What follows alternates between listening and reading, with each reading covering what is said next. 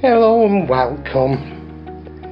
I'm just at the moment taking a bit of a break from a pig of a restoration.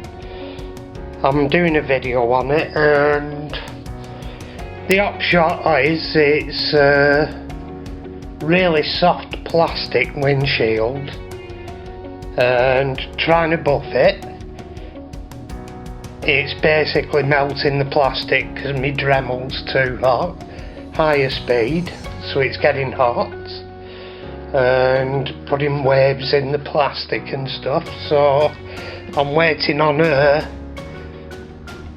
believe it or not, a cheaper Chinese copy Dremel that has a low speed setting. I think mine's about 10-15,000 lowest speed, and the one I've ordered's about 5,000, so it should cut out quite a bit of heat and buff better. Also, I've had to strip the paint off twice because it's reacted when I put it on with God knows what. I washed the body and everything, but it just like candy peeled, so I've sprayed it in primer now. The primer's gone on okay after second strip off, and anyway, that'll be a later video. Basically, the thing I'm going on about at the moment is these little cars. It's an older make, and they were really cheap at the time, and they were by Cararama, the company were called.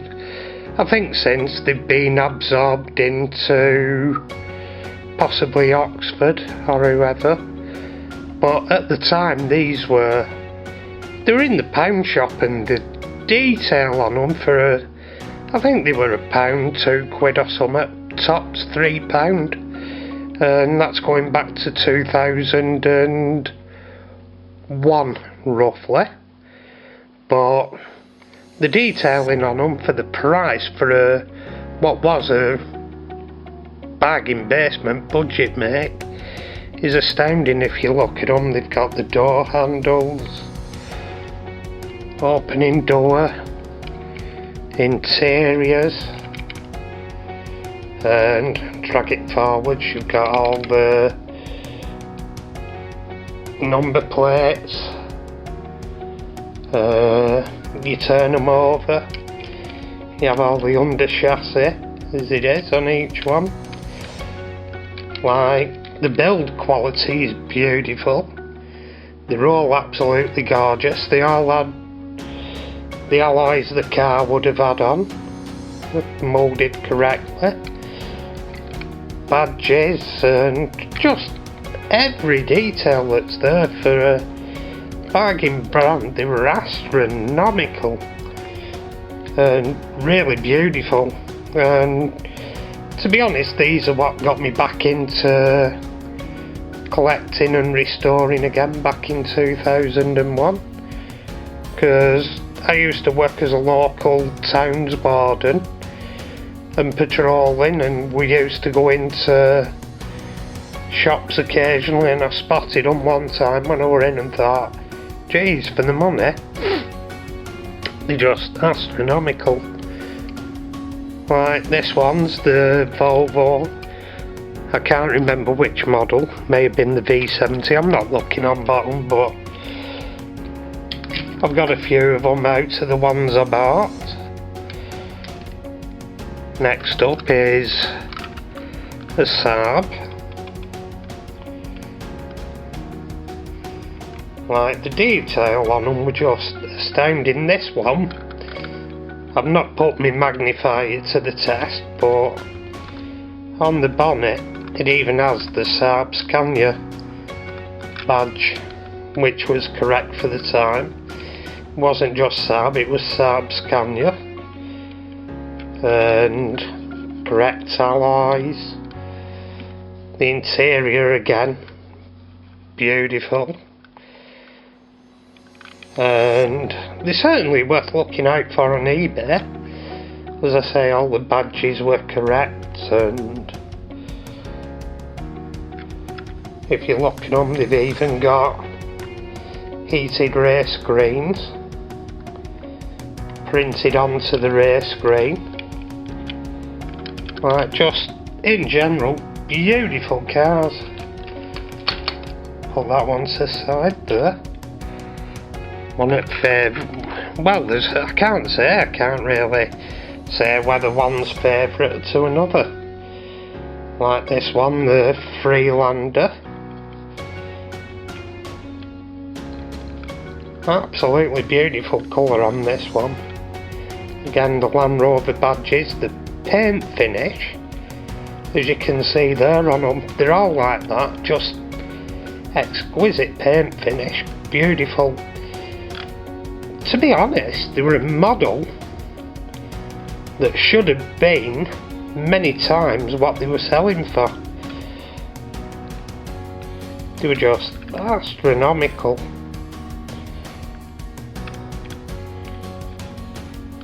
Right, Freelander, hang on, which else have we got? They even did classics after this next one. There's a lineup of classics I got. So they weren't just down to modern cars, but look at that BM. That is absolutely beautiful. Beautiful colour. This is one of my favourite modern cars, castings. You've got all the... Oh, it just looks absolutely beautiful. Like, you've got heated race screens, the rear high level brake lights, exhausts, look at that, all the boxes underneath. These really, to be honest, they were going for, like I say, £3. And when you looked at some of them to this level of detail back at that time in 2001, they were going for £30–40. Something of that quality for collectors.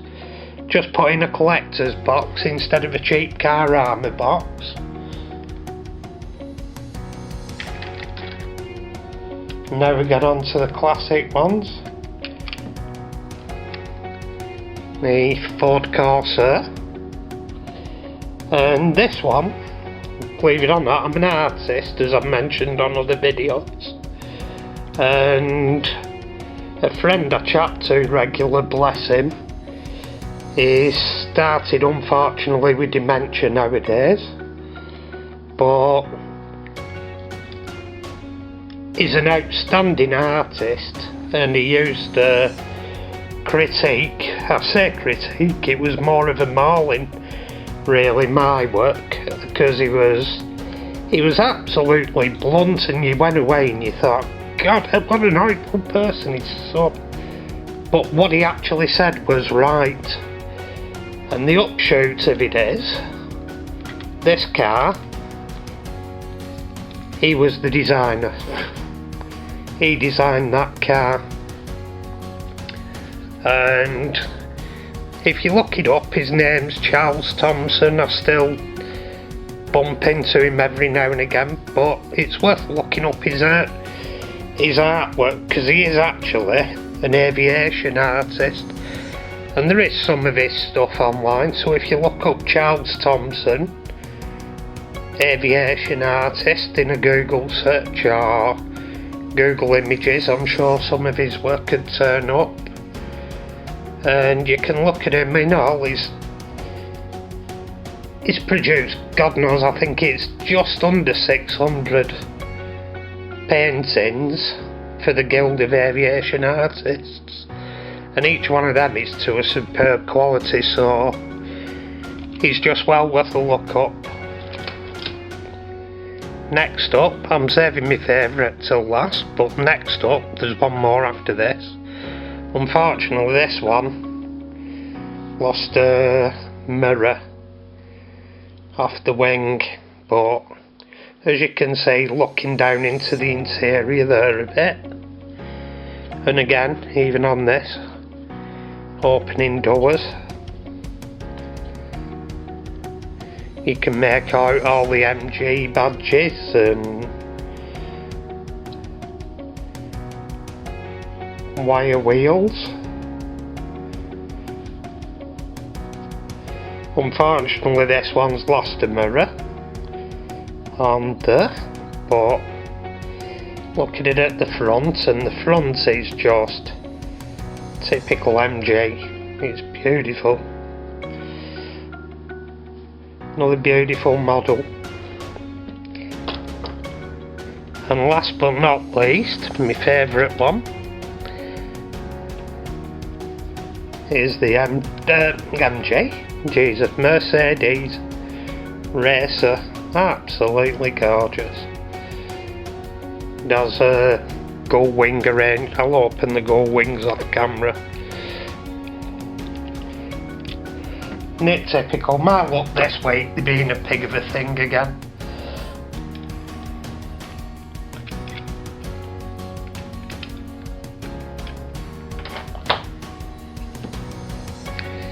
And there we have it, gull wings open.